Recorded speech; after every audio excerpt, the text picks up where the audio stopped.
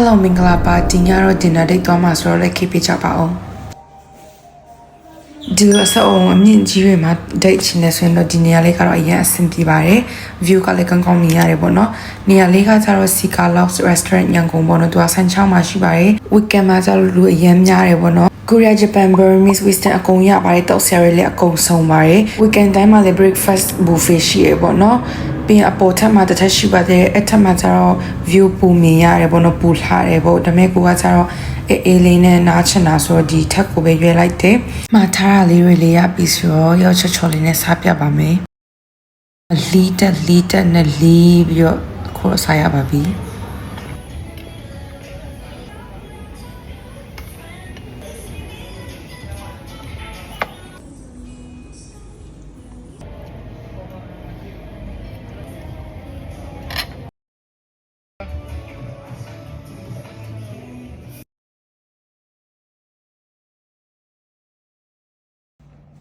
ကျမအိမ်ပြန်ရောက်တော့ makeup အရင်ဖြတ်ပါတယ်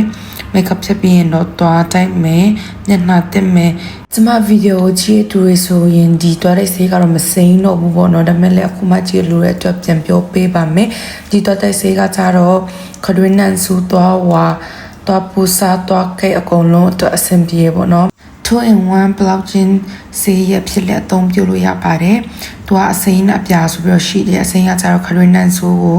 ဦးစားပေးတဲ့အပြားကကျတော့သွားဖြူဖက်ကိုဦးစားပေးတယ်။ခုမှစားသုံးမဲ့သူဆိုရင်တော့3 ပုံ 3နည်းလည်းမတိမှာဆိုလို့ပေါ့နော်။သူကကျတော့အများကြီးသုံးစရာမလိုဘူး။ပေးစီပမာဏလောက်သုံးနေရင်လည်းစင်ပြပါတယ်။သူကကျတော့ pushing ပါတော့နည်းနည်းပူလို့ပေါ့နော်။အများကြီးသုံးပြီးအရင်ပူသွားမှာဆိုလို့ပြောပြတာပါ။tissue လေးနဲ့တောက်လိုက်တယ်ပြီးရင် skin care လင်းတယ်ပြီးရင်တော့အဲ့ပါပြီးဒီည vlog ကဒီလောက်ပါချစ်စုပါ။